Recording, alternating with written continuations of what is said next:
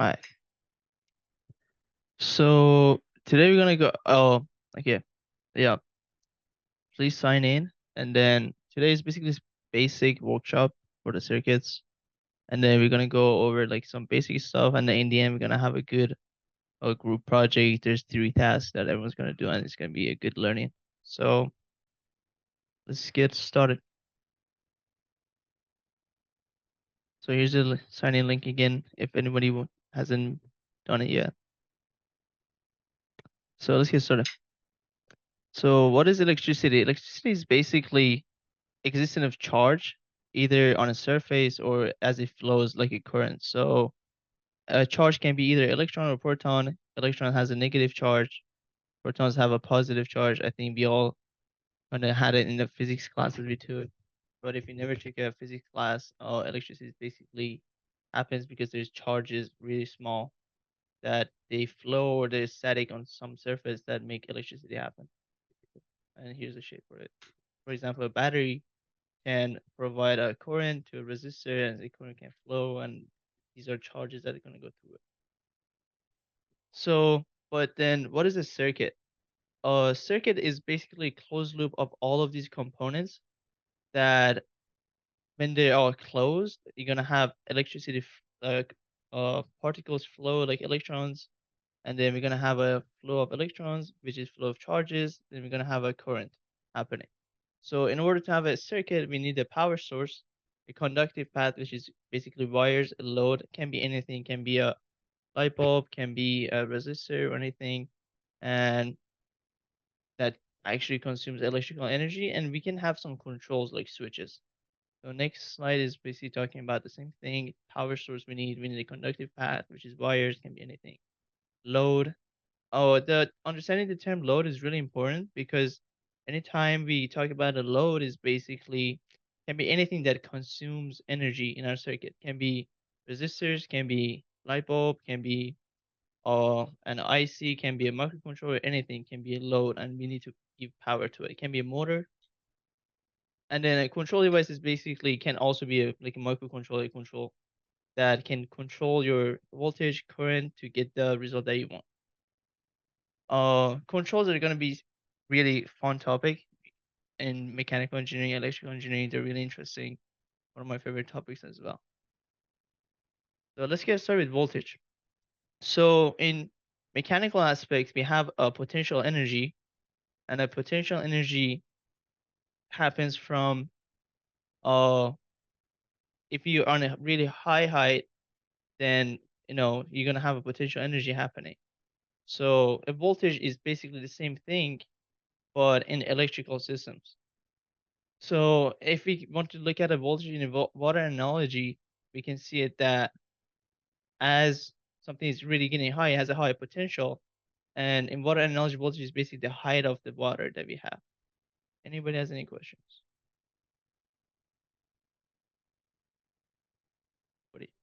Okay.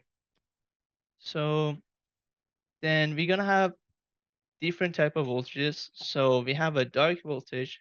A direct voltage is basically the one that doesn't change and is constant over the time. We have a alternating voltage or AC voltage, which is gonna kind of change over time. Oh, you can kind of see it as a cosine function or sine function that can go up and down between -1 and 1 type of thing. And it can have a different amplitude. So let's say it goes from -20 to 20. And then source of voltage can be batteries, can be generators, can be power supplies. All of these are some sort of a source of voltages. And the role in the circuit is provides energy. So without any voltage source, you cannot run any circuits unless you have a really weird type of circuit that doesn't really require high voltage and you can use current sources. But we're not really gonna go get there. They're a little bit complex. And then if you want to measure a voltage, which is the is voltage measured in volts, and then 1 volt is basically a potential difference over 1 amp and 1 ohm of resistance. And then when you want to use a voltmeter to measure voltage, you use them in parallel with the thing. So if you have a resistor, let me show you. Um, let's say actually we have this LED. And anyway, let's see this. Right, so it has two legs. What do is that you put your one of the legs of your voltmeter on this and one on here, and you can see what is the voltage across the thing. So it's really important when you measuring the voltage that you see it as something that you want to measure across any load that you have. So you can't just put it in the circuit and see what is the voltage. It has to be across things. So then we have the ohm law, but I'm gonna go over it later. So now we're gonna. Anybody has any questions?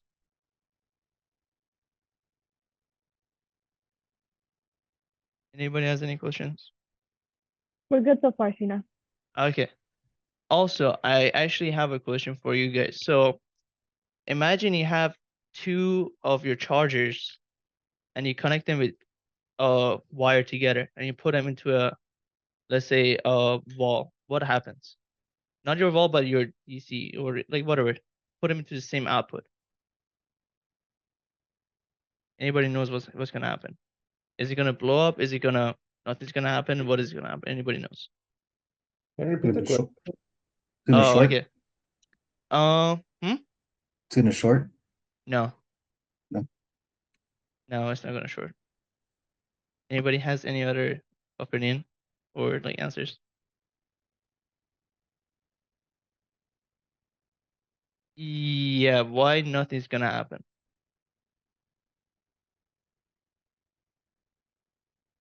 Exactly. Yeah. So because like again, voltage was a potential difference. So if you have two things that are connected together and you put them into the same voltage amount, nothing's gonna happen because no charge is gonna flow. So it's not gonna short or anything like that. So it's gonna be no difference. So it's not gonna happen anything. So it's really important to kind of understand the voltage. Basically, voltage is a difference between potentials. So when you have a 5 volt, that means it's gonna start from 5 and goes to 0, right? So and that's why when you measure from 0 to 5, you get a negative. It's going in a different direction. So it is really important to have the intuition and think about it really deeply. So later on, some really hard problems comes up. These really basics is going to help you to kind of tackle those problems. All right. So current. Anybody has any other questions before I move forward? No. Okay. So electric current is basically flow of the charges through your circuit. Um, it can, as long as you have a conductor or maybe a semiconductor, it's gonna flow through it. And it really depends on what material it is. Like let's say like copper is a really good conductor, or but like rubber is not a good conductor, so you're not gonna have any flow of the charges. Also, you can look at the water analogy that I put here is basically as you have a higher pressure, which is our voltage, you're gonna have a bigger flow of the water as well. So as you have a higher voltage, you're gonna have a higher flow. So imagine you working with 5 volt, maybe the maximum we can get can be 1 amp. But like if you have 200 volts, it can go really high if you have low resistance later, if we can, when we get to Ohm's law. So it's really important to understand this topic. And then anybody has any question about the water analogy or anything else? All good? Okay. So we measure current in amps, and we have again two different type of currents: direct current, alternating current.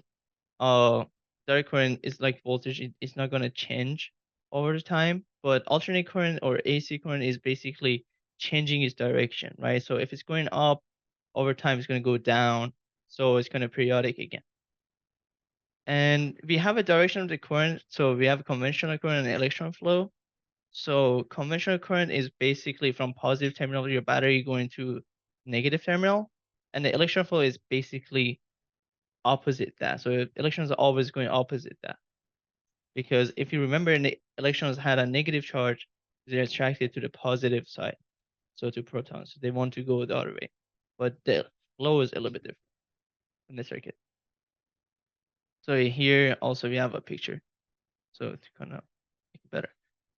Now, if you want to measure current in our circuit, what we do is that we measure in series.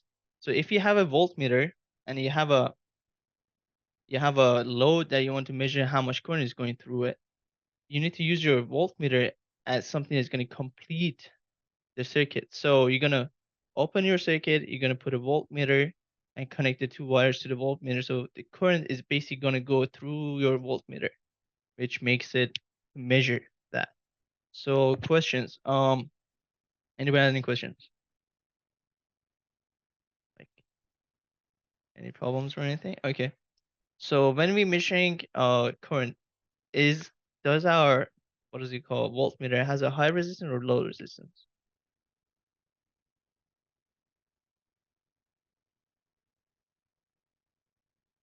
Anybody knows? Is that a low? Oh, yeah, low resistance. Low resistance. Why does it have a low resistance? You don't want it to affect the rest of the circuit elements when you connect it. Yeah, because you're measuring in series, right? So later on when we get to the what is it called? Resistance and how we measure it also, when you add resistors in series, they add up together. When you have them in parallel, they're gonna be in different formulas. So when we get there, we're gonna see. So anybody has questions why you should have low resistance than a high resistance? All right. So now we're gonna get to resistance. So resistance is basically, I want you guys to think about it as something that is gonna control the flow of your charges, right? So resistance is the control of the charge, right? So we can't really go into the wire and just like, hey, you don't go, you go, right? So we need to have some sort of material that control the flow of the charges. So in a water analogy, we can kind of like, close our pipes. So it's going to be less water to gonna go flow. And then like, we can widen it. So it's going to be more water to flow. So resistance is basically the same analogy. And then later we're gonna see that resistance is basically measuring ohms, and then we show it with this. I think it's sigma, and then so that so resistance basically depends on the size and the material you have for your resistor, and then it depends on your temperature, cross sectional area, is all the physics stuff.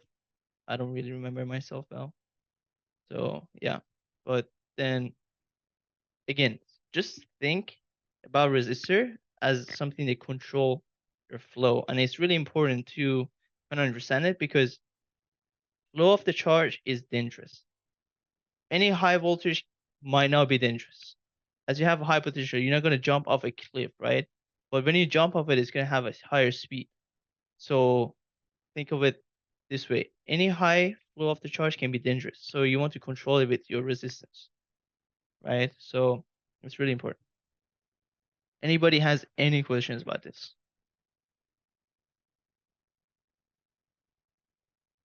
Any like interesting questions that you guys might have? What kills you, voltage or current? Oh, current. So if you basically know, I think I was reading somewhere, I think you above like maybe 1 amp or 2 amps, your heart might stop working if you have like a current going through you, but it's really hard. So because our body actually has a really high resistance, right? So Okay. yeah. So if like the way that it can happen is that it's gonna be really high voltage, like what is it called? Like a lightning. It's gonna hit you and you're really close to the ground, so you're gonna have a complete circuit, right? So all the charges from the lightning is gonna go through you and it's gonna go through ground. So that's how you're gonna have a complete circuit, and it's because high voltage, it still may have like really high resistance, but because it's really high voltage, you're gonna have a lot of current flowing and it's gonna kill you basically, and it can even cause Gotcha. burning. Yeah. So yeah, anybody has any other questions?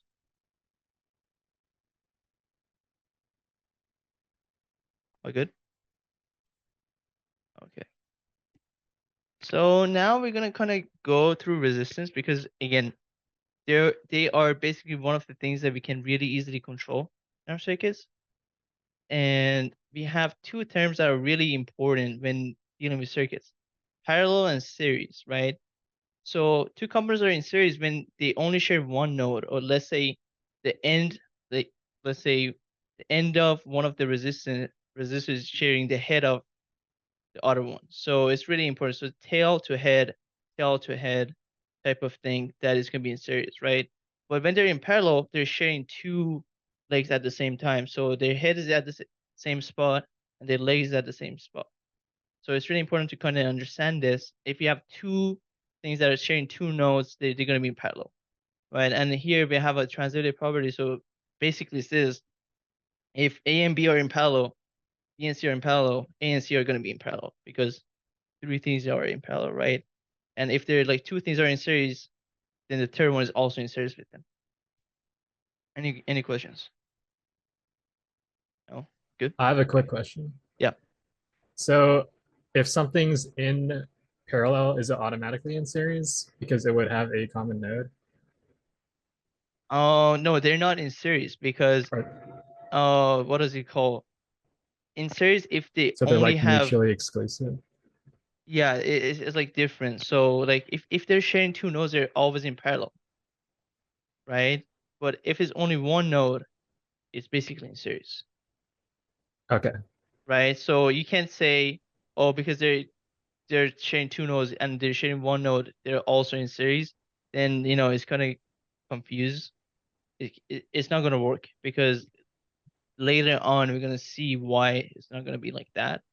But yeah, so just think of it this way: if they're sharing two nodes, they're in parallel. If it's only one, it's in series. got it. Yeah. A series is more of a, I don't know if I'm saying, is it like more of a linear thing? Yeah, And exactly. Yeah. Yeah, kind of type okay. of thing. Yeah, you're gonna be in a line type of thing, Oh, right? Yeah. So, any other question you guys have? What is a delta connection? I don't know. Does anybody know what is a delta connection? I don't know. Can you explain more? You want to? Or like, yeah. Oh, or I'll search it up. Oh, like a It's triangle. like the triangle. Oh, okay. So the triangle. If you have a triangle, right? Like this. Oh, let me kind of draw it. So, sorry, you guys.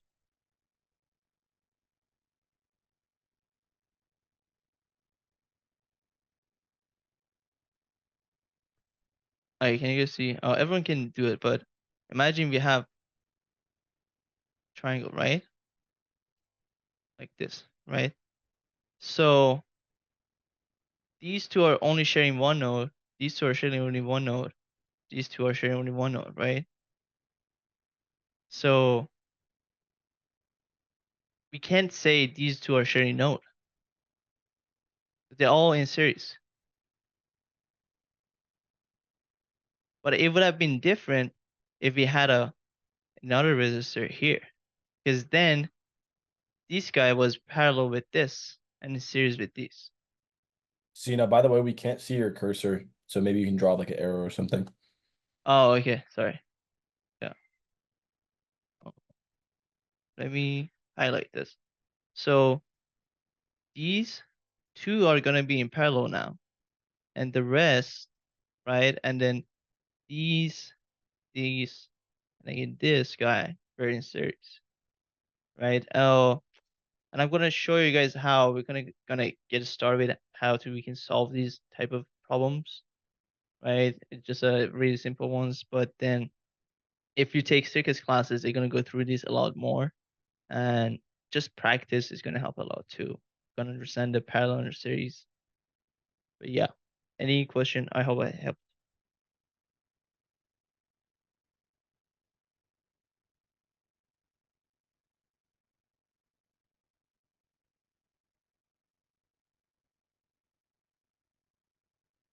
Any other questions? All good? Okay. right, let me just have my chat here too. Okay. So, for resistors in series, we're gonna add them basically together. So the total resistance of three resistors in series is gonna be R1 plus R2 and plus R3 is gonna be in ohms. So, and then it's basically because the voltage across them is gonna drop, and we're gonna see why it's gonna drop and everything like that. But it's gonna be KVL. But yeah, just think of it. If they're in series, you're gonna add them, and then if they're in parallel, you're gonna add them in reciprocal type of way. So 1 over your R total is like equal to 1 over R1 plus R2 and some of that. So, or you can have the simplified version, which is like you're gonna get a common factor, and then it's gonna be some multiplication in the top, and then add addition on the bottom. So, any questions?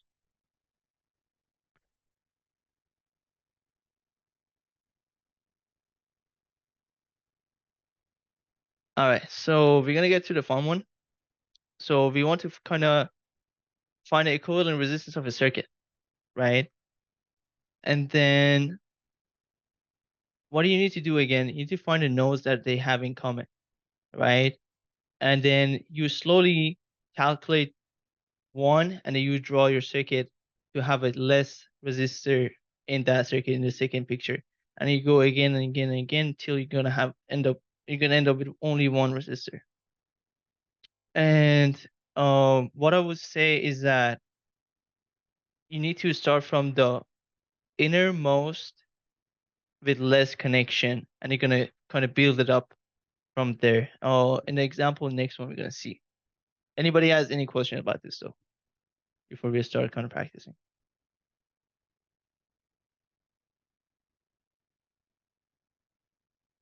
Any questions?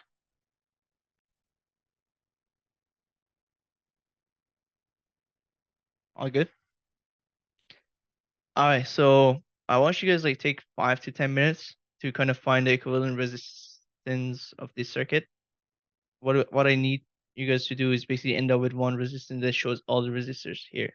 So just use all the formula. I have the solution in the next slide, but don't use it. Just try to solve it yourself right now, and then we'll see how it goes. If you have any question, I can help too. Okay, and then in 10 minutes, I'm just gonna go over it. All good?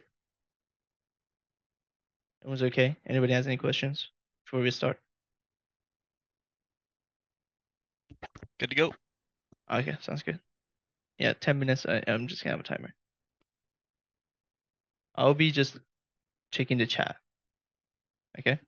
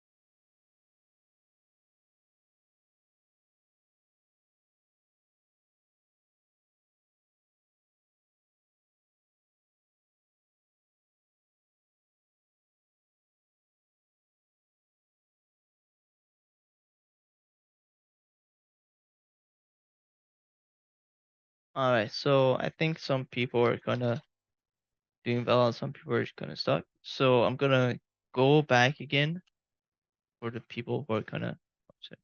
Okay. So again, in for here we have two terms, parallel and resist in series. Two things are in series again if they're sharing two nodes. So let me show you, for example, I have two pieces of wire. So if we can see these two pieces of wire, okay, here's the again. So these two pieces of wire, okay, I need to turn off. Sorry. Where is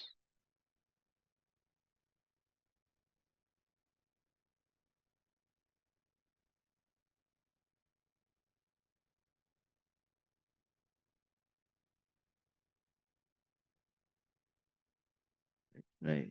Turn off.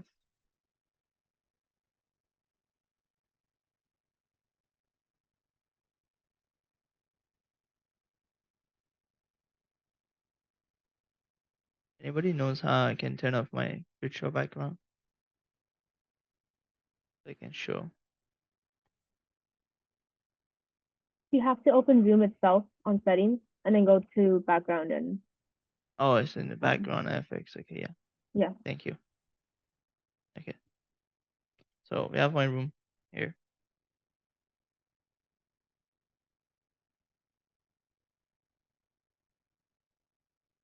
So we have two wires here, right? Let's say they have a head and tail, right? So if only one of these two here are sharing, right, and the two are loose, right? They're basically in series, right? Because if imagine you have two pipes, right? If you flow some water into it, it's going to go through both at the same rate, right? But then if they are both connecting on the same, like, both are sharing in two nodes and head and tail at the same time, they're going to be in parallel, right? And then, for series, we're going to add them together. And for parallel, this is the other formula. So you're going to add the reciprocal basically.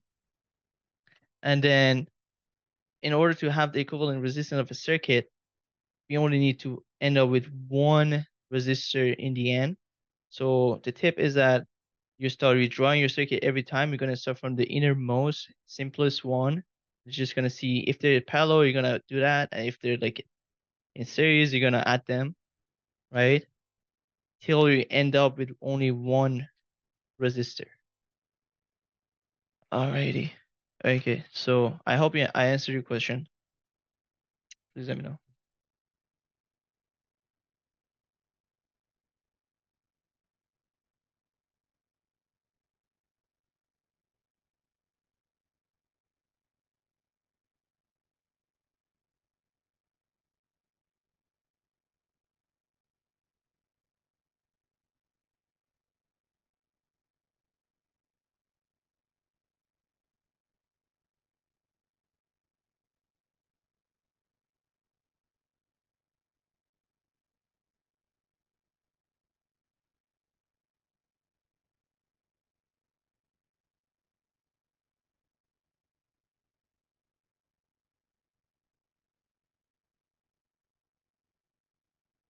R1 times R2 divided by R1 plus R2. Yes. Yes. And then you're going to end up with one resistance. So R total, or like R12, is R2 times R1 divided by R1 plus R2.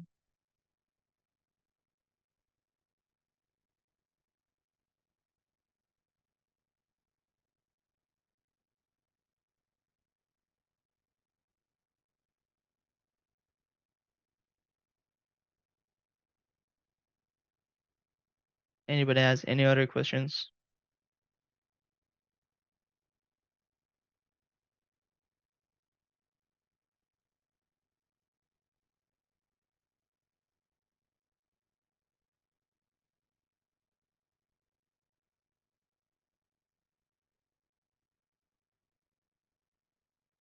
Can we see what the answer is so we can check?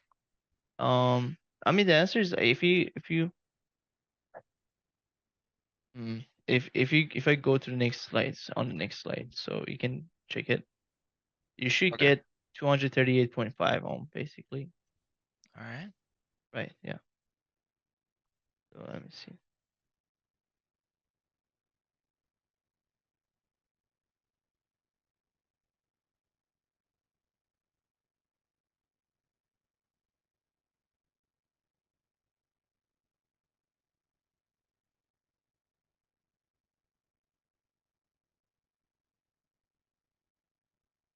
Okay, anybody has any other questions? Or should I start kind of solving it for you guys? All good? Anybody?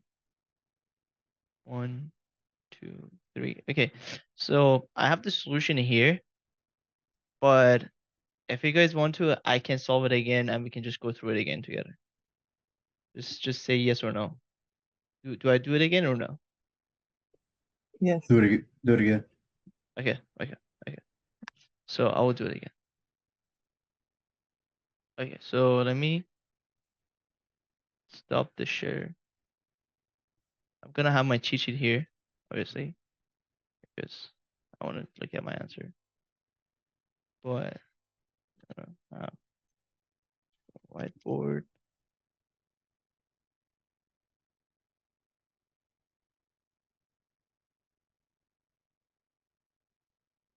Okay.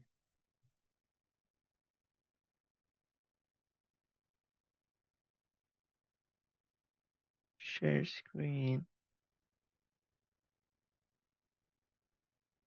Okay, so I think everyone can see my whiteboard here. And so here.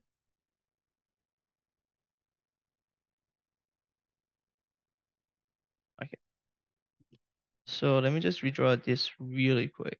So we have 100 ohm here, R1, right? And then we have 201. And we go here. We're gonna have 300.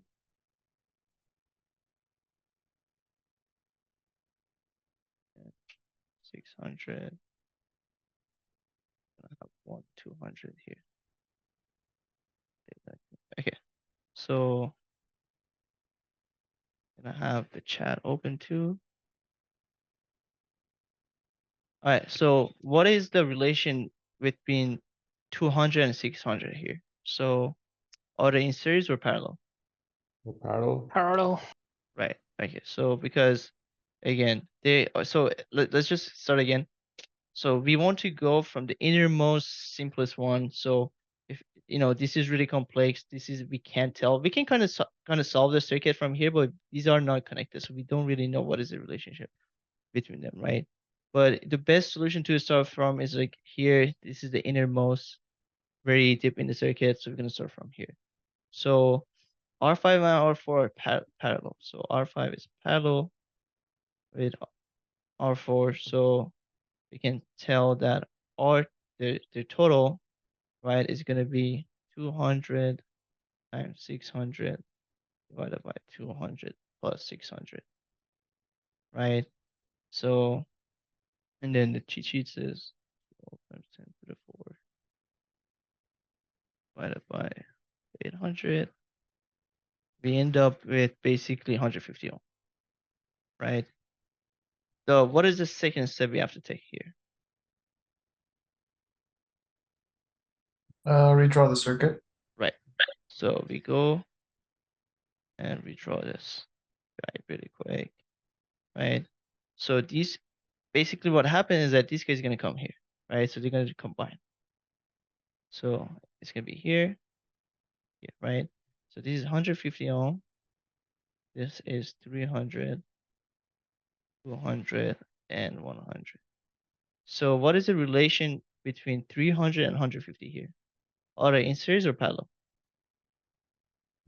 Series. Right. So R5, just write series, right? With R, no, this is R4, like RT1, I would call this. T1 and this one was R3, right? Yeah. So it's in series with R3, right? So we're just gonna add them 300 plus 150 450 ohm. Okay. What is the third step again?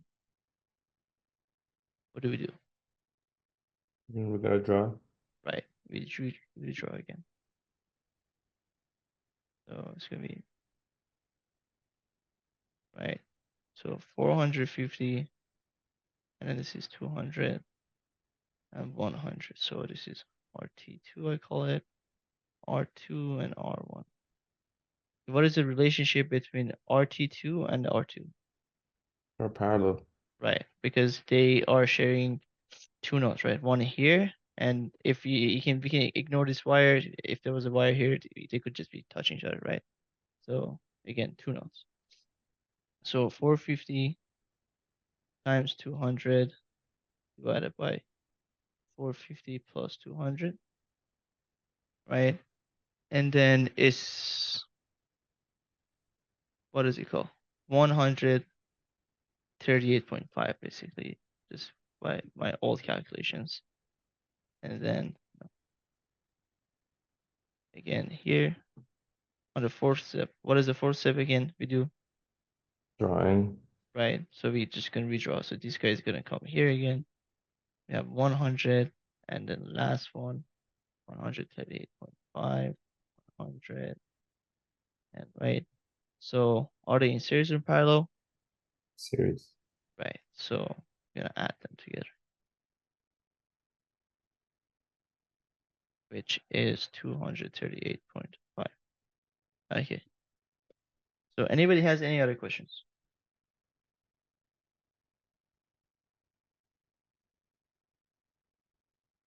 Did this help for you guys to understand the topic a little bit more better?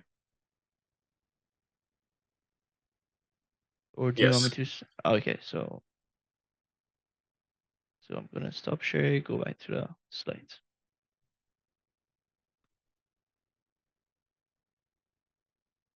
Yeah, so the solution is also here, basically the same way I did it again, right? So the goal was to get only one resistor on the equivalent resistance of the circuit. So someone is asking, does it matter if it's a right to left or left to right? I think it kind of does, because you want to start from the innermost way, like, innermost part of your circuit.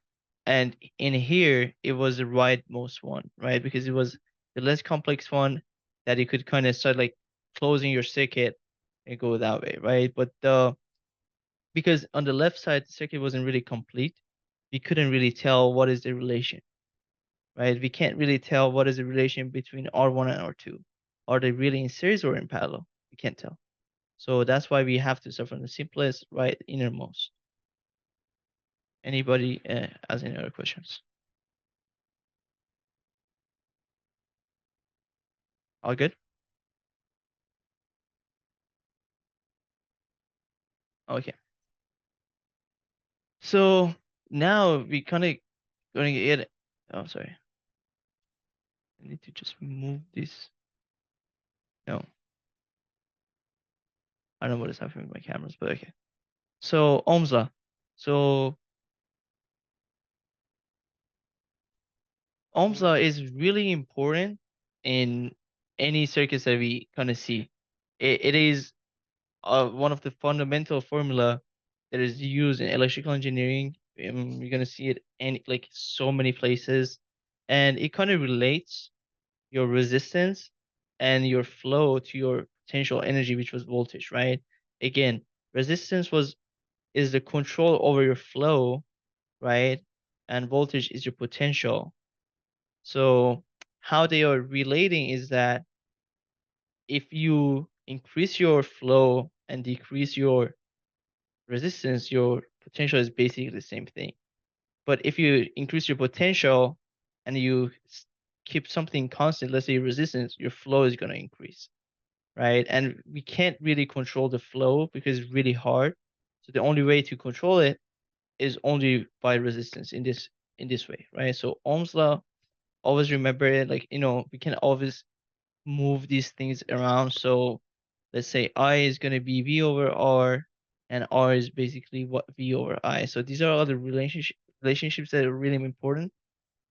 And you always need to be considerate about like making any circuit. So if you make any circuits, you have 5 volt, you should probably not use 10 ohm, right? So because 5 divided by 10 is gonna give you about 500 milliamps. And 500 milliamps is a lot, right? So if you have 12 volt again, you're gonna calculate what is gonna be your ampere because again, current flow is dangerous, and you want to control with your resistance. So resistance is the power you have in order to kind of decide what's gonna happen in your circuit. Anybody has any questions?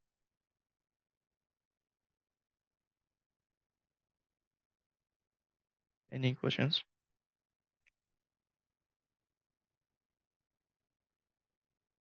Alrighty. So let me just stop sharing really quick. Sorry. This is being really okay. Okay. This is good now. Okay. Hey, can you guys see it?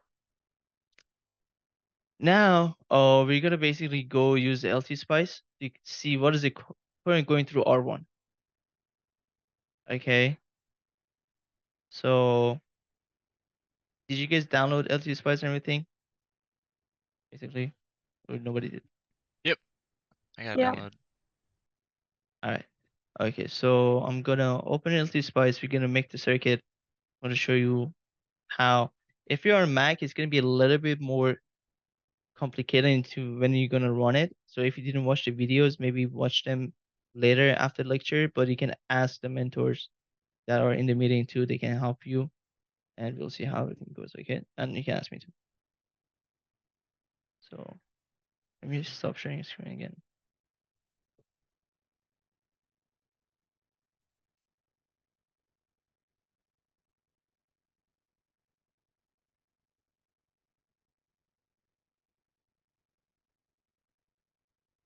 Alrighty. So we're here in LT Spice, right? Basically we have something that we can do anything with it. So what we need to do is a new schematic. You can go into the files again, new schematic. If you're on Mac, basically the controls are the same thing on Windows and Mac. So you can just do Control N on Windows, and I think in Mac it's gonna be Function N. So any like you shouldn't use the command; it doesn't work. I think you need to use function because you want to use your F2 all the time. This might be Control Command N. Not sure. Just try it. Cool. So we open a new schematic here, and then with your F2, so on Mac it's going to be function F2. You press, and we can kind of see what we need to import, right? And then the circuit, I think I have it in my left, but yeah. So the first thing we're going to do is we search for a battery. We select, we okay. We just left click and just put it back, right? Any questions? All good. Is it the same on Mac? I mean, on Windows, is it just Control F2 as well? No, on Windows it's just F2, Okay. right? On Mac, it's gonna be function F2 because I think on Mac you have like controlling over your what is it called lights and everything. Unless you're on a laptop, you might need to try Control F2, right? So yeah, Also on Mac, you can just right click and then go to the select. company. Yeah, you can select that too. Yeah. And then any questions, guys? No. Okay. So for resistors, like here it says press R. You can easily press R. You're gonna have resistors coming up. You can command R or control R to rotate. Right. So we're gonna put a resistor. We added a resistor here. Control R here, and here I think we had one here too. Right. Any other questions? Anybody behind any cell? Uh, How did you rotate the resistor? Oh, control R or command R.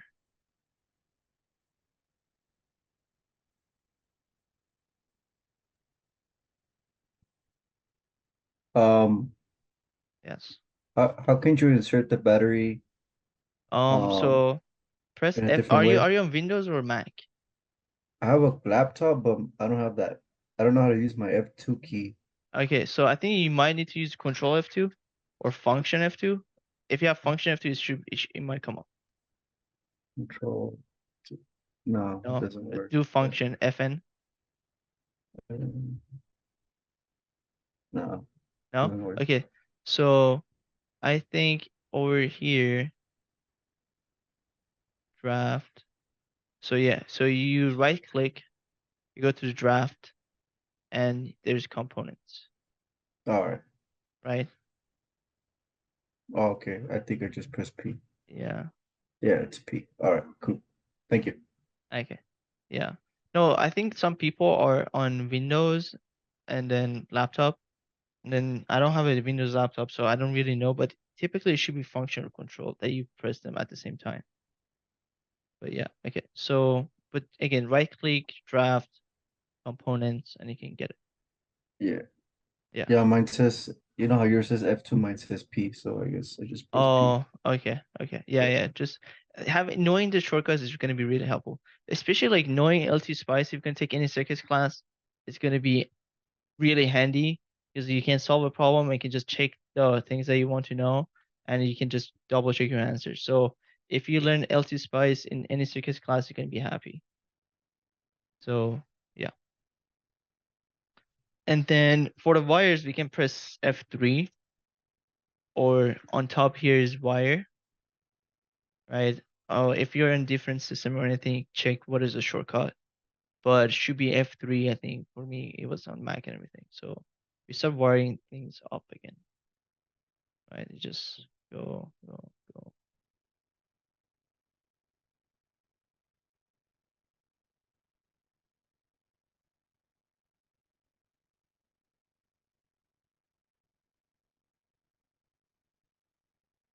Right. Any question about wiring everything? Is everybody doing okay?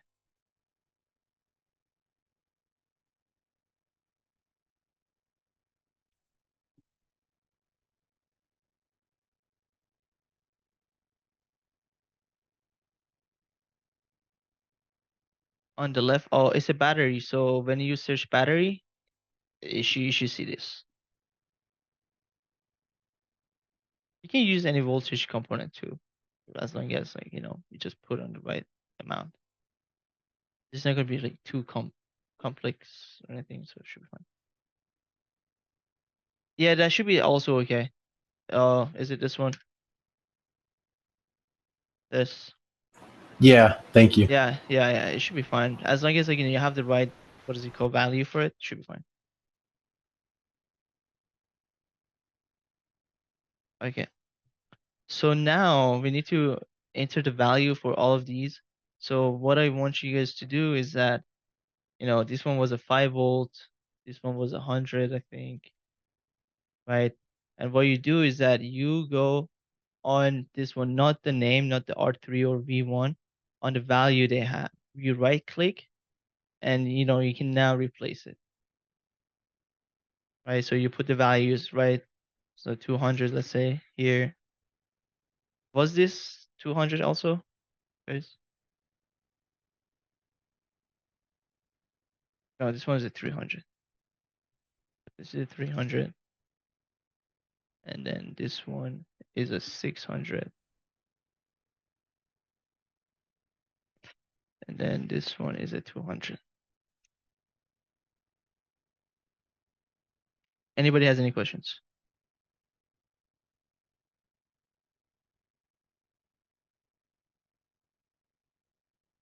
I think if you're on a Mac and on a trackpad, you probably double click. Here, so you can change the value if you don't have a mouse.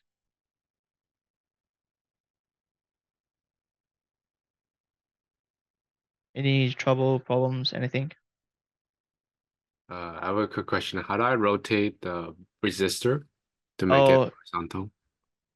so you do Control R. If you're on Mac, I think it's Command R. So I select I press R, like R here, Control R. It's gonna just change the orientation.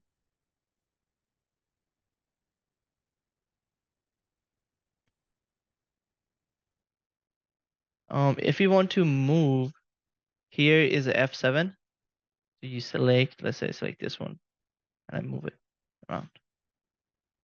Right, so it should be this one. Or if you can always access everything through your right click. Also, you go to edit and move. So yeah.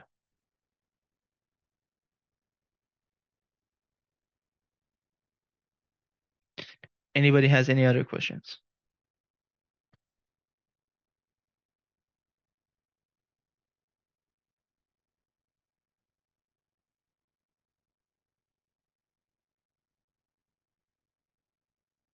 How do we change the resistance? So you go here, like let's say this is R for you. You right click and then it says R here, and you just remove it and you just put 300 again.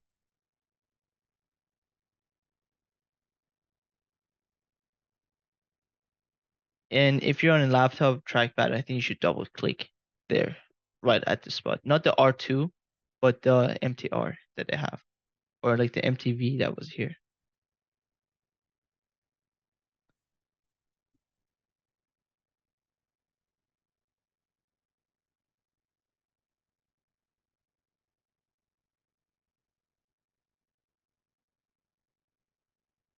Any other questions? So we can move forward. Okay, so before we kind of simulate the circuit, I want to ask, what is the guess that the current is going to be through R1? So what do you guys think the current is going to be through R1? Is it going to be basically 5 divided by 100? No, it's gonna be 5 divided by the whole resistance of the circuit. Divided by 283. 238? 238, yeah. Yeah, 38. Right, 38. right, okay. So does anybody know why it's going to be that? Because that's the first thing comes in front of the current. So basically the whole current goes into the first resistor. Right. So, later on in KCL or just this is a conservation of the charge, right? So any charge that is going to go through here, the first spot is going to stop. It's basically R1. So R1 is going to see all those currents going through it first. Then anytime we have a junction, right, the current is going to split. So, and imagine again water flow, right? If you have something that is really tight, the water is not going to flow through it too much. It's going to go through a path that is less resistance, right? So we need to see that we're going to see that the current also going through the 200 is going to be more than the current going through the 300 because this is path of less resistance, right? But another fundamental questions is is the voltage here equal to here? Can you show it again? What part? Oh, let me know. Just like node A and node B. So is the voltage going to be the same on the node A and node B? No, right? Why? Yeah, voltage drop. Because on A, there's a resistance going through it. Right? Because like then again, we it had a changes on B, changes to right, B. right, because we had V equals IR, right? So we're gonna have some voltage drop. Again, resistors are a load in a circuit, right? So they're gonna consume energy. It's really important to understand that something like a resistor is gonna consume energy in the circuit. So it's gonna make the voltage drop from A to B. So would B have a higher voltage or A, A. right? Okay. So also I forgot to tell you guys, you can always put a net name for your node, and it's right here. It's F4 again. I think it's gonna be in the draft. Right click draft and then net label net name for F4. You put it there, so it's later on it's gonna be easier for us to kind of when analyzing the circuit, which node is it? Okay, for the ones who watch the videos, what am I missing here? Ground. Right. Yeah. So you're just gonna ground. I typically recommend putting your ground over here, but you know, if I put my ground here, it wouldn't really change anything, or here also. Because like, you know, the whole wire here is gonna be grounded, right? Doesn't matter really. They're all connected. So, but yeah, kind of put the ground somewhere that you kind of is easy for you to grasp. So I'll just put it here, right? Then we go over here, we press run, and then this is stop time. I put 2. I think for the Mac, you have to, on the Mac, you have to, I don't know where was it. I don't really remember, but you had to put a kind of, let me see and tell you guys. See, I don't want to.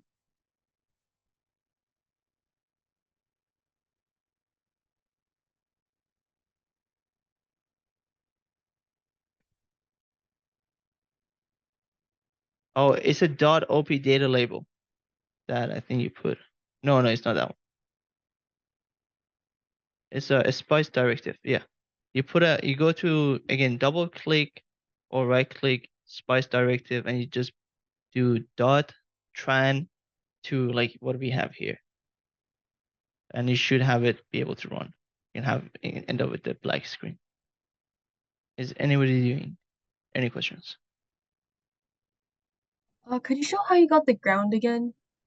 Oh, the ground is right here. It says press G, and you can also get the ground in the draft, I think. Oh, let me see, where was it? Maybe component. Let's see, ground. No, there was something around here.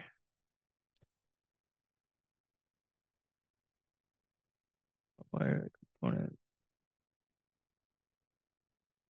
Oh, okay. Oh, ground is also, you can put a label in that name, and you can do a GND, and it's gonna be also a ground.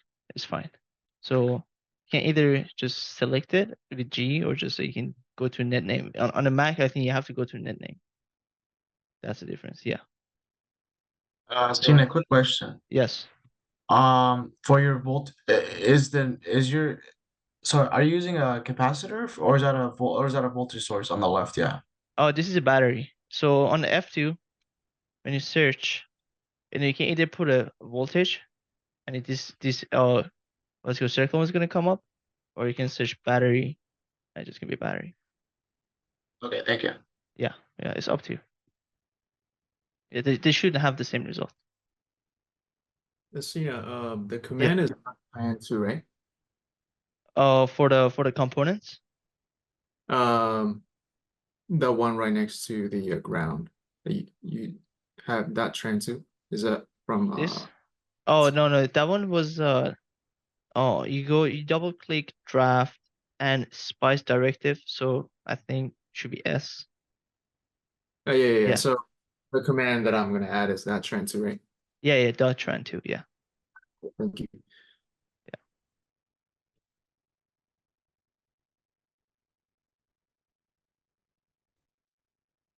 Okay.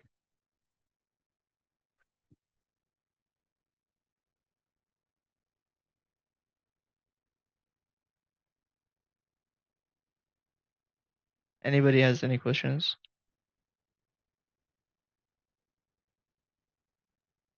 When you started the simulation Yeah. So you go for the up here. stop Right. time, what did you put again? I put 2 seconds because this Oh, is 2 a seconds. DC, Okay. right? So because this is DC voltage, we don't really need to analyze it like for a long time or like shorter time. It's gonna be constant. So yeah, I think 2 seconds should be enough. And you can see under here, it's basically from 0 to 2 seconds. You can do it 5 seconds, 10 seconds. It's not gonna change.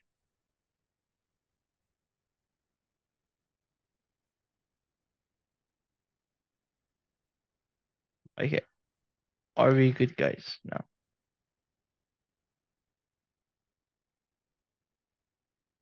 Oh, I have another question. Yes. Do you know how your menu looks the way it looks? Right. Does it look different on Windows? Do you have a Mac or? No, I'm actually in Windows right now. Yeah. Oh, okay. Yeah, the All one right. I'm showing is Maybe. on Windows. My Mac doesn't have that. I don't know what I did on my Windows, but it's fine. I think if you Google, you should be fine. You can find it out. But for Okay. now, it's always a right click. Yeah. Okay, so should we start simulating and just kind of go through the things that we kind of find out?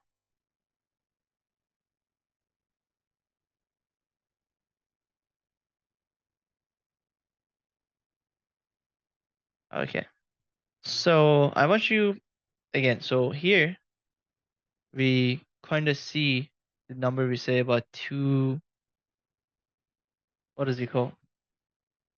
So the current going through this guy is 20.968 on the resistor R1, right? Now, in order to just show that again, I'm going to use this guy. You don't have to. I'm going to make really quick the equivalent circuits that we find out about the resistance, right? This is going to be 238.5, and this is 5, right? And then we got 1 again. And here it kind of like shows them in a negative way, but their value is the same thing, right? It's about like negative 20 milliamps something. This is about 20 milliamps. It's just because of the L2 spice sometimes just mess around with the current, right? But otherwise they're basically the same. So we kind of see that total current going through our equivalent resistance fine is kind of the same. It's the same thing as going through the R1, right? Anybody has any questions?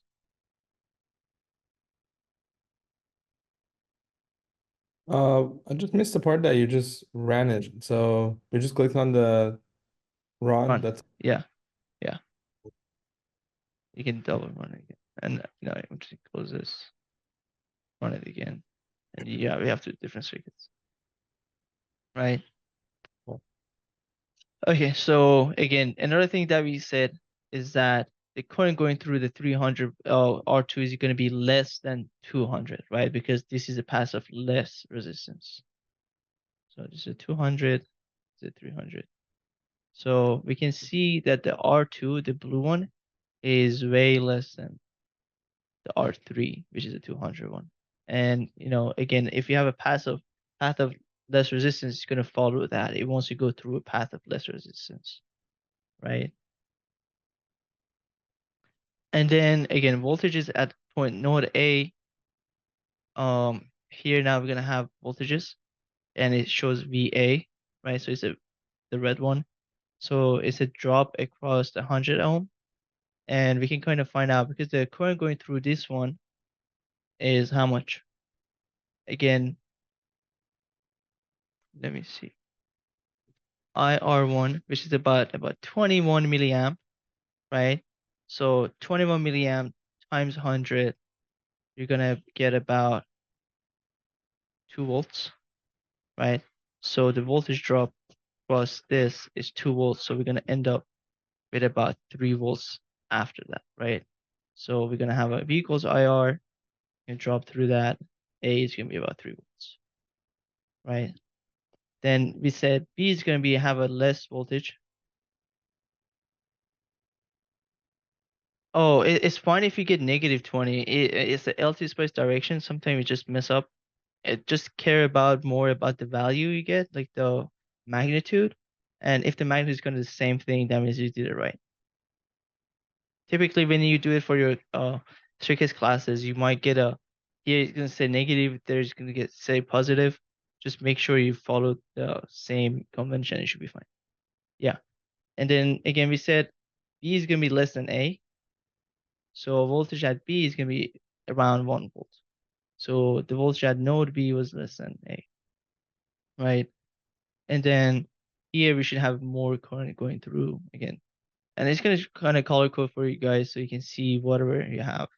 It's going to be a really useful tools. On the right, we have the amps, and here we have the other ones. On the right, on the left, we have the voltage. Anybody has any questions about this? Just like simulating the LT spice and how it can be useful.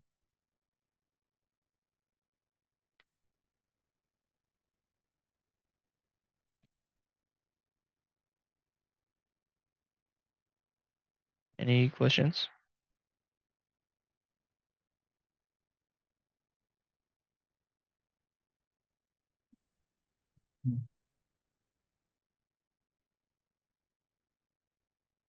Okay. I have a question. Yeah.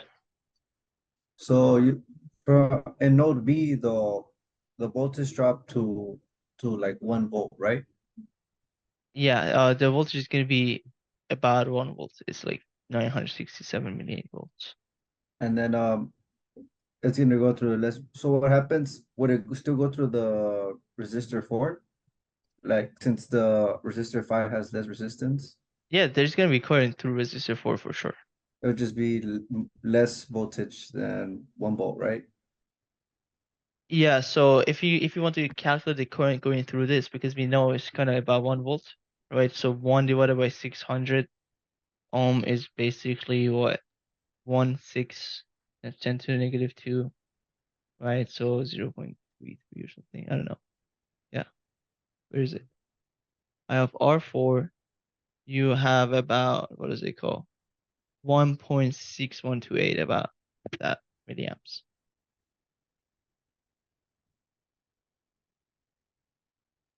What do you mean how to do each axis again?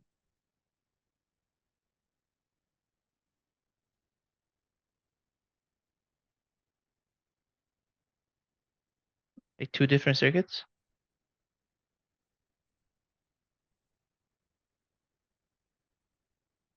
Oh, so because like, I'm measuring voltage at the same time as current. So the left side is going to be voltage for me and the right side is current.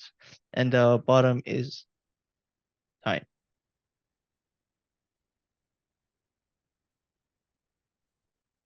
So if you select 1 voltage and 1 current, you're going to end up with 2 axes, basically. And I typically just remove, and yeah. So did I answer your question, Jose? Yeah. Okay. I was just remembering the project I did, and Oh yeah. yes, there's some similarities of how to connect stuff, and I'm Yeah. understanding it now. Yeah, I mean, the purpose of just me using LT Spice for you guys and just you guys using it is that sometimes we don't have the parts physically, but you want to kind of understand what is happening, and kind of when you see a graph, you kind of see, oh, this is dropping. You're gonna start thinking, why is it dropping? Why is that? So let's say, right now, I remove these R2, right, and just connect these two, right? So what is the voltage difference between A and B? 0. Right? They because they're kind of sharing the same node, right? The voltage across them is going to be the same, right? And they're parallel. So the kind of, what is it called? Conclusion we can kind of get from here is that if you have 2 resistors in parallel and there's no resistance kind of in between them, right? They're going to share the same voltage. And the reason is that they're kind of staying at the same height, right? That's why they're going to share the same voltage. But at the same time, we saw that when the current is gonna go through a junction, it's gonna choose a less resistive path, and it's basically because it's gonna split. And it's gonna choose a less resistive path because there's less resistance, right? So, and you guys tell me if we didn't have this part of the circuit. Let's see. Let's stop this. Okay. So if we didn't have this right part, right? Would the current change between R1 and R3? No. No, because they're on the same path, right? Because they're gonna go through basically the same pipes anyways. And the total resistance again is, R1 plus R3, right? So anytime you want to kind of analyze the circuit, think about these fundamental and basic things, because then later you're gonna have more complex stuff. And I think next lecture we're gonna go over the node voltage analysis and everything. And this is gonna help a lot to just understand why things happens and why they are the way they are.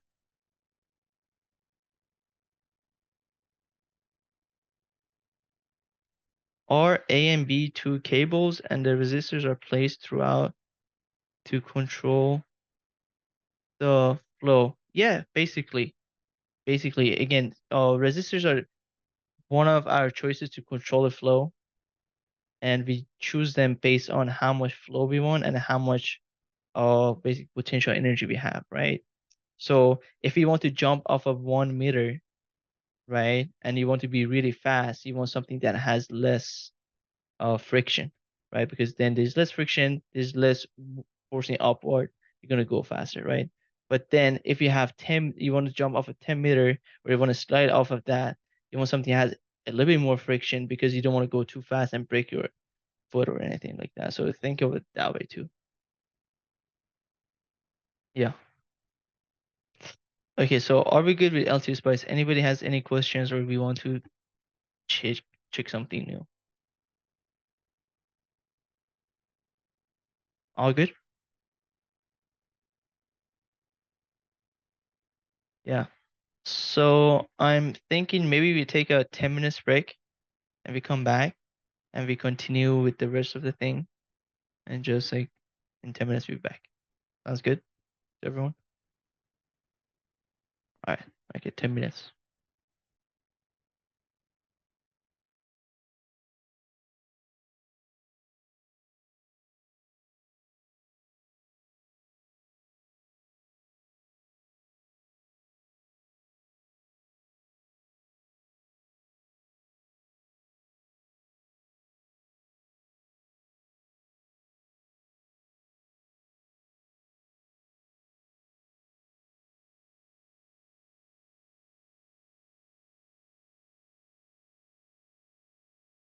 Oh, it isn't recording.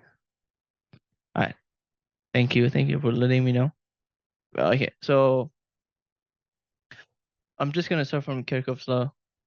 Again, so it's basically about the conservation of the charge. And then if you have one charge, right, if it goes through something, it's gonna come out. If you have two charges, two charges gonna come out, right? So if you have three charges in one junction, right, one is gonna go down, one is gonna go front.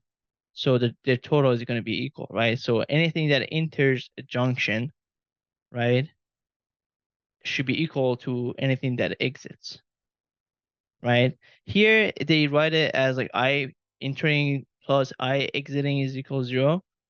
But here it kind of makes more sense because they saw I4 and I5 as the ones that are exiting, so they're negative. That's why they go to 0. So if you move them to the other side of this equation, they're going to be equal, right? So the current that is going to go through is equal to the current that's going to go outside, out of the junction, right? So anybody has any question about this?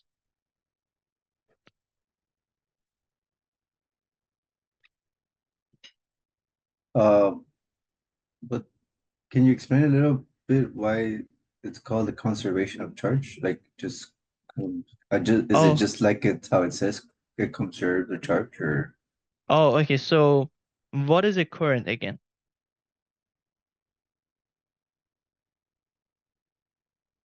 Oh, does anybody know what was the current again? We just went through it. It's which charge charge. particles are moving. Right. So current is a flow of the charge, right? So you can see current as kind of like dq dt or like q over s, which is q over time, right? So the time is not going to change anyways, right? So whatever like kind of things that we can see or we can have in hand is the charges, right?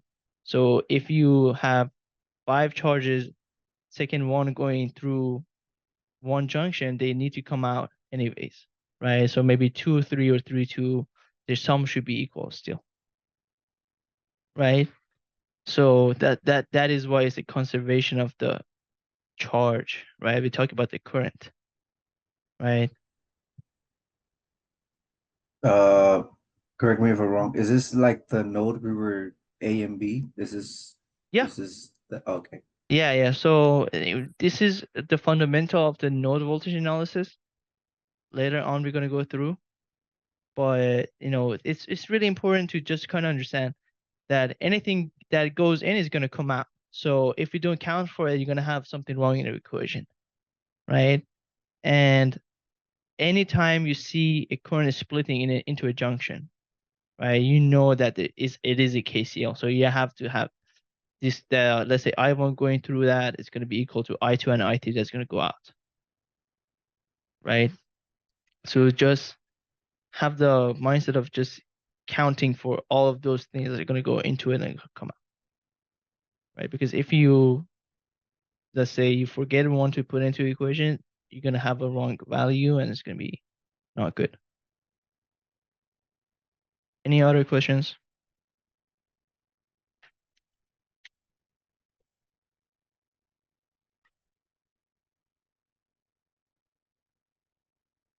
Also, where do you see the KCL in the LT spice we were doing? When did we find out about it before even we go through it? Anybody knows? We talked about this like we kind of went through a bit without talking about it. That makes sense. Anybody has any idea? Was it related to the potential difference?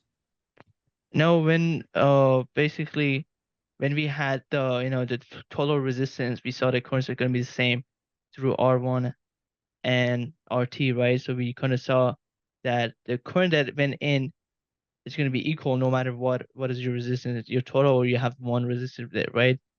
So it's kind of different. So whatever goes in needs to come out, right?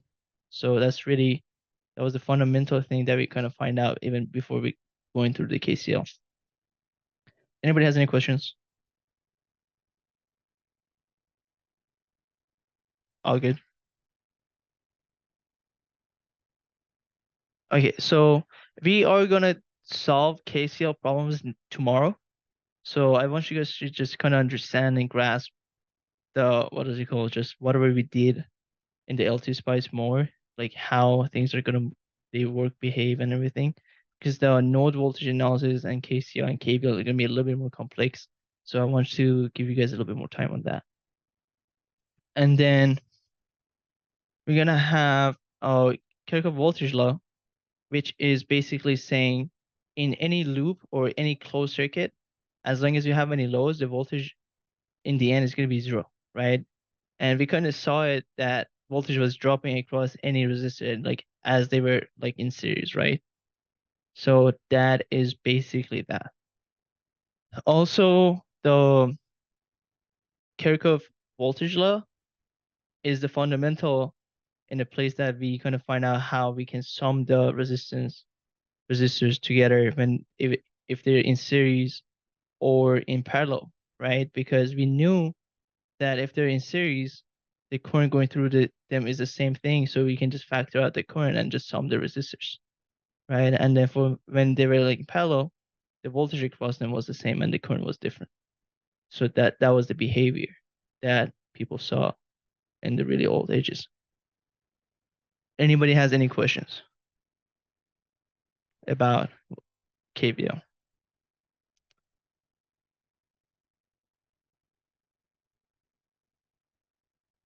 No questions?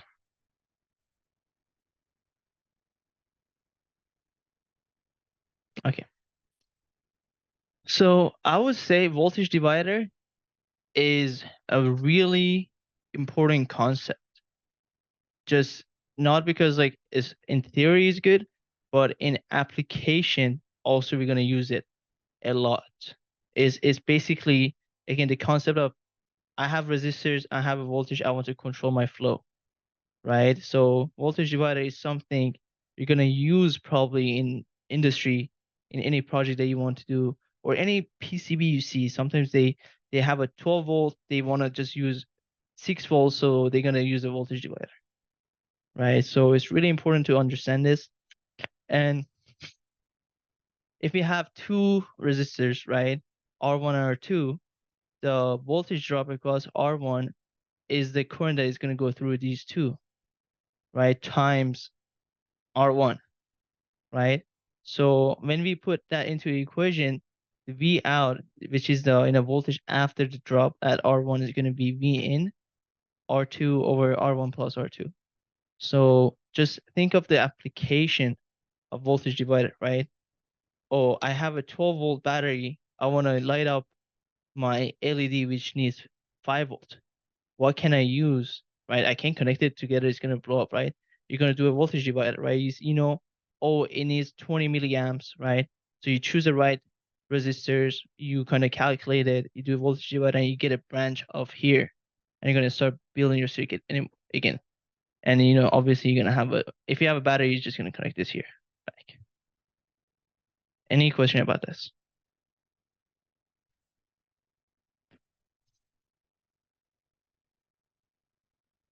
No questions? Okay. So now we're gonna kind of get into the fun part of the things.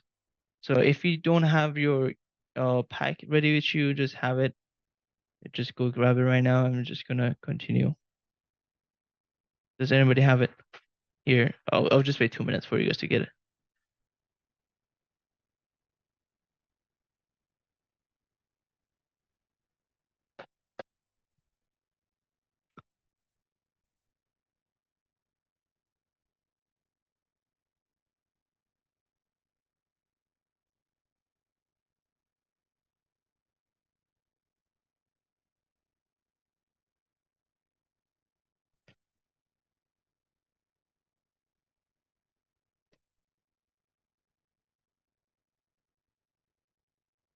If you have your pack ready with you, just press something in the chat. You have it, I have it, or something. Just so I know.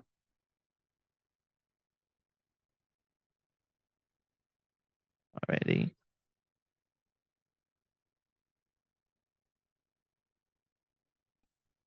Okay, so it seems like everyone is ready.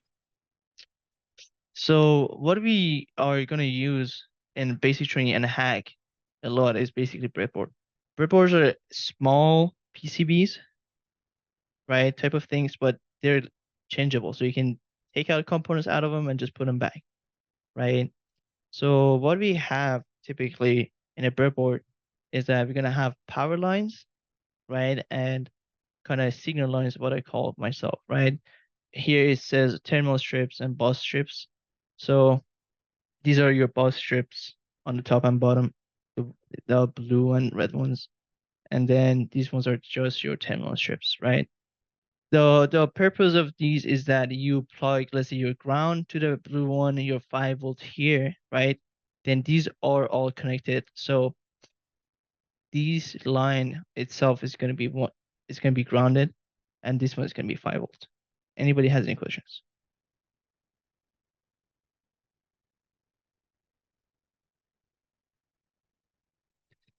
Right? And then for your yes, it's basically one piece of wire, basically, that you can connect everything to it. Exactly. Right? But these two are not connected together, right? So it's one line. It's like one long piece of wire. Any questions?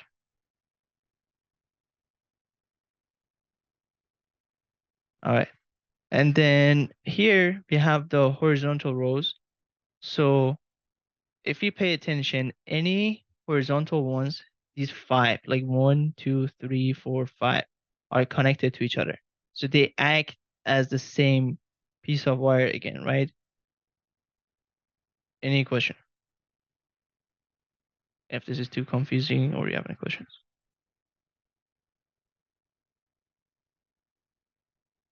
Right?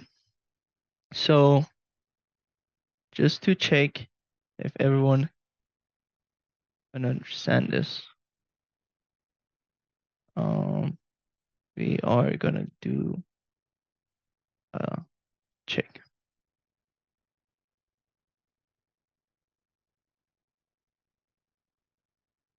Alrighty. So can you guys see this? Right? Okay. So imagine we have this breadboard here, right?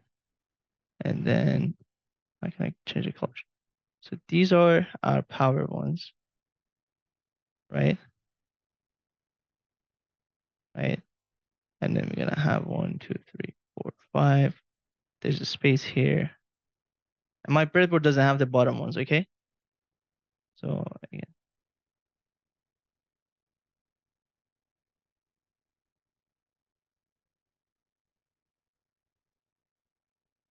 So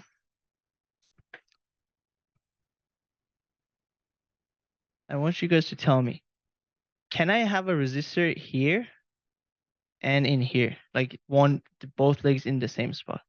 Is this a correct circuit? So if I have just, no, why is that? I think it'll be a short circuit. Yeah, basically. Yeah, because like, that means like this resistor is kind of wired up together here, right? So you can never have like let's say a resistor, a diode, or anything on the same vertical line, right? So they have to be at least one horizontal or just like, one X away, right? So like, if this is 1, this is 2, this is 3, right? And this is, what is it called? 1, 2, 3, 4, 5. We can only have at 2, 5, right? And then, right, yeah. And then 3, 1, let's say, right? We cannot have the same X's, right? If there's 2, then both is wrong, right? So you should never do that. Anybody has any questions?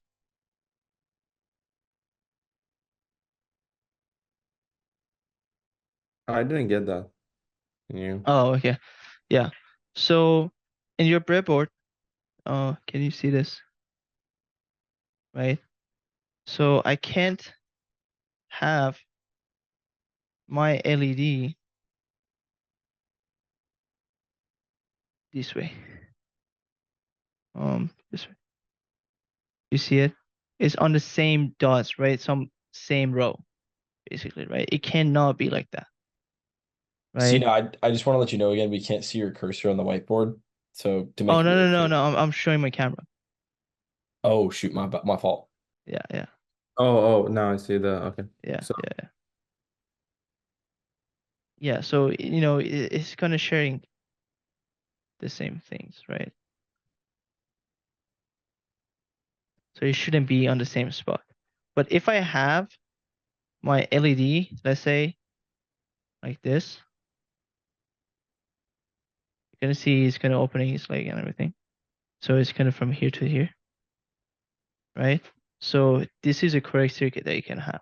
So it has to be one step away. So if you pay attention here, right? This is the resistor that I had, right? It's on the same row basically, right? It can't be on the same row. It can be, has one leg here and one here. This is correct, right? But it can't be on the same two dots on the same row. okay. Yeah. Second question. Is this a correct circuit now? One here, one here. There's a space. Yeah. Yeah, because they're not connected, right? And then we can put anything from here to here too, right? So let's say I put a resistor wire, right? So these are gonna be my power line, right? Anybody has any other questions?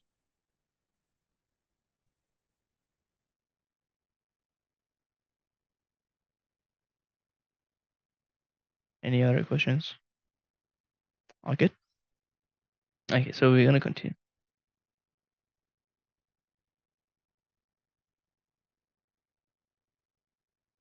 Because if why the middle one is okay if they're in the same row, is because they are not connected here. So if you look at my camera, here you see there's a space, right? So they're not connected actually.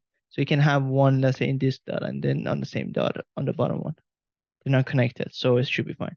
You should kind of pay attention that any row is connected, right? So if I hold this way, camera's here. So these are all connected, like same row, right? All connected, they're all connected. So you don't want to put the same 2 legs of any load onto the same spot. Okay. You guys should stop messing around. Well, I'm joking. Okay. So let's continue.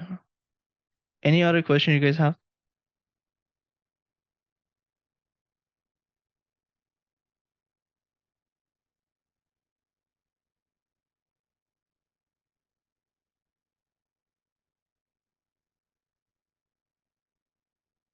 Okay, so we're gonna continue.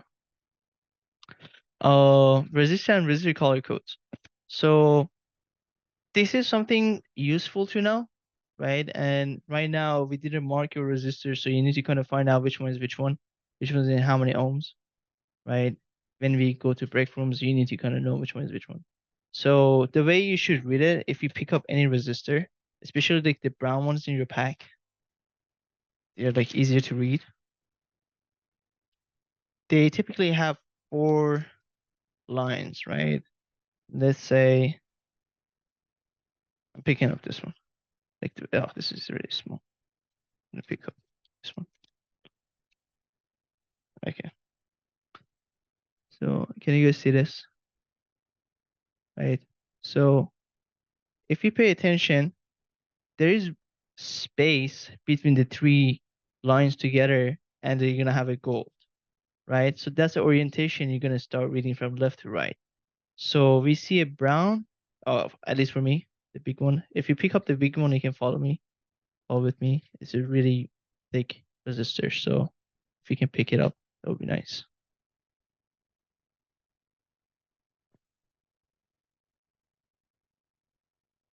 Did you guys find it?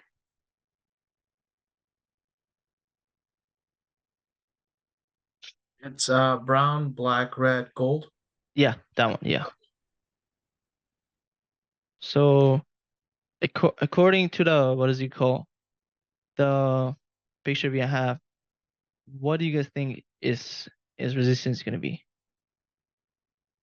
It says that the first digit is the second digit, and then there's a third digit and the multiplier. It's for 6-band, but we don't have 2 of those, right? So imagine we don't have the third digit and we don't have the tolerance or the temperature coefficient.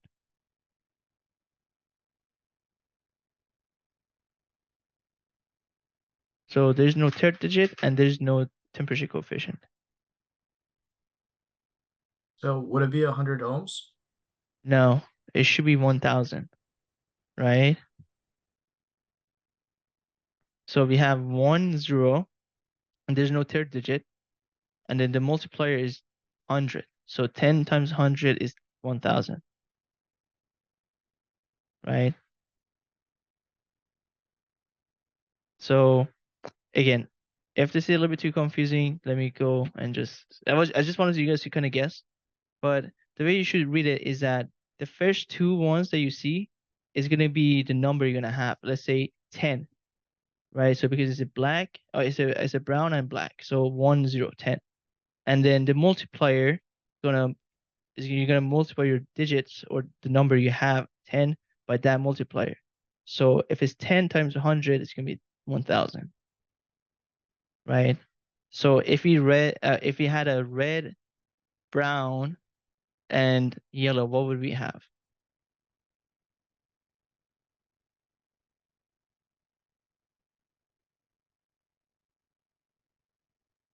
$21 times 10,000. 21 times 10,000, exactly, right? 210,000, basically. Right. So that's how typically it works for a 4-band resistors. For a 6-band is that, and if you have a 5-band, you need to find a gap. Typically, you don't have the third digit yet for the 5-band too. So they're gonna put the temperature coefficient, tolerance, but there's no third digit still.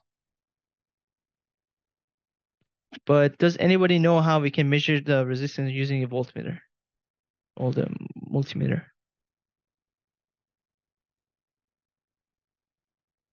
Anybody knows Put how? it in ohm meter mode. Right? And then how do you connect it? Oh, in series. You basically put one, let's say one of the connectors to one leg and the other one to the other one, right? So because you want to have a voltage going through to measure, and it's gonna measure the resistance, right? Sorry, Let me Cena. show. The kit didn't come with a multimeter. Like, was it just like a general question, or? Oh yeah, it was just a general question. So if you guys one time got a multimeter, I want to measure the resistance of a the resistor, right? That's how you kind of measure. I'm gonna show it too, okay, because I have a Gotcha. multimeter here. Yeah, this is a useful thing, so I want you guys to know.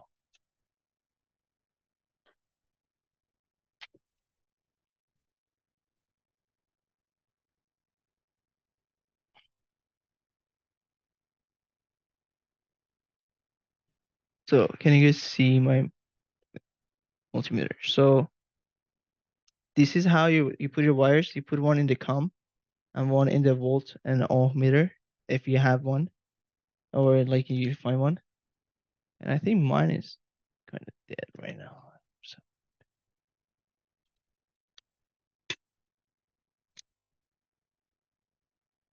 yeah, I don't know, but then you put it into the ohm meter. There's ohms, right? And then you can go ahead and hold one on the. Let's go. This is one I'm holding.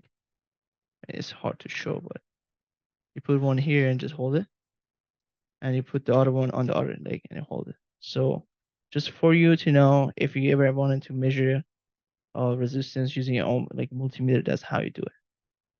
Okay, you put it into ohm meter and then you measure. Right? Any question?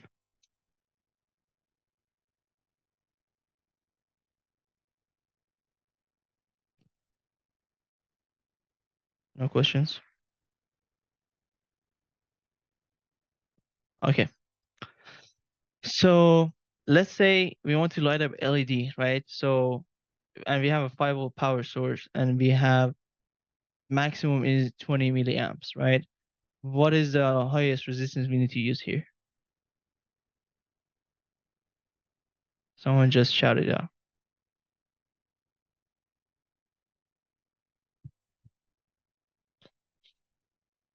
Is it 250 ohms? Yeah, yeah, about 250 ohms, right? And basically we do the, sorry, we do the what's it called, Ohm's law, and you're gonna end up with 250 ohms. In your packet, you have a 220 ohm resistor. It should be the blue one that is like 5 together or 4 together. So that one's a 220, and you're gonna use it for your task. Okay. So then here is the LC spice. I think we went through the LC spice really well. But then again, when you press F2, you can just search LED, and you're gonna have a LED. LED are basically diodes, so they only let the current go through one way, right? So when you see this guy, that means if you have it the other way, the current is not gonna go through, right? So you're gonna have an open circuit. So whatever your orientation is, you need to have your diode goes be this way. Okay. Anybody has any questions?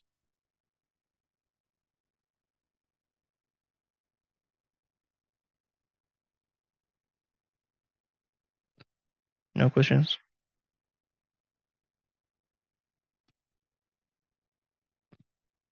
Alrighty, so we're gonna get to the fun part.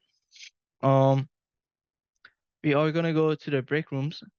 I kind of prepared 3 tasks for you guys, right? Task 1, task 2, and task 3.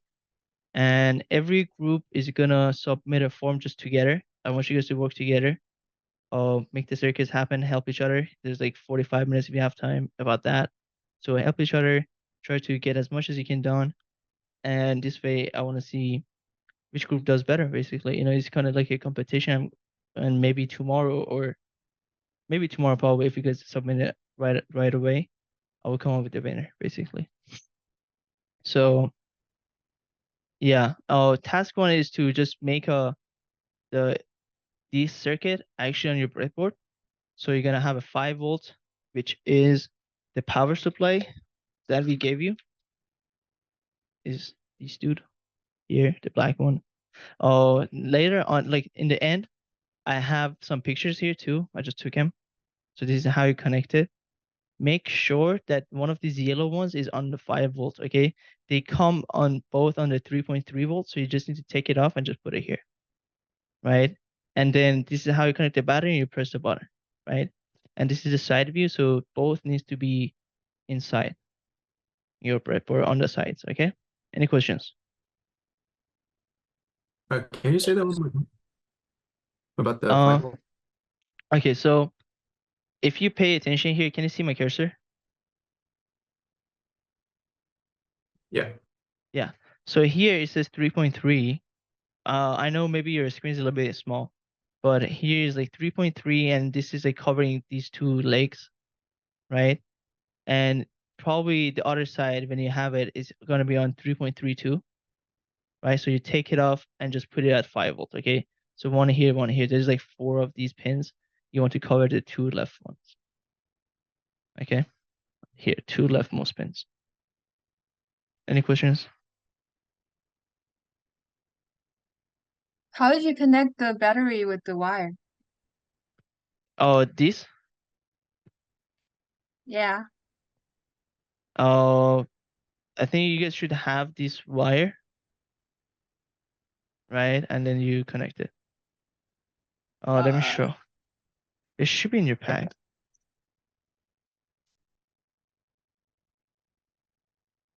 You see? So one of them is a male, one of them is a female, and then just go together. Go inside.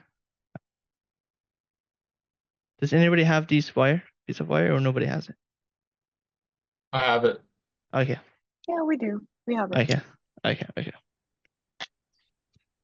And then, yeah, so task 1 is basically making this circuit, right? But actually you want to light it up, right? You don't have to make it ground, you just complete your circuit. So the positive side of the battery is going to go through, and then you're going to connect the negative side to this, right? And then here I'm talking about the LED, right? LEDs are basically, again, diodes, right? And you want the longer leg is basically your positive side, and your shorter leg is your negative, right? So I can show this, right? You see one is longer and the other one is shorter. So when you put in your circuits, this one should be on the positive side of your circuit, okay? And then task 2 is gonna be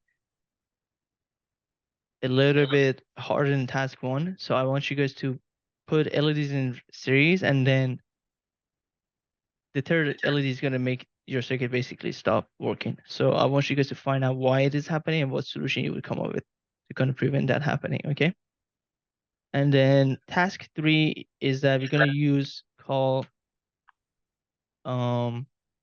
potentiometer. So potentiometer is a resistor, but it's gonna change as you twist it, basically as you rotate, right? So it's you can kind of find the resistance of it, and the task is that I want you guys to find the range of the resistance based of the data we have, right? So work together, and then submit the form. Okay, the form is also on the slides here, so you can work on it. Should be this. Okay. Any questions before we start? Can you share the slides in the chat, please? Share the slides in the chat. Okay, give me a second.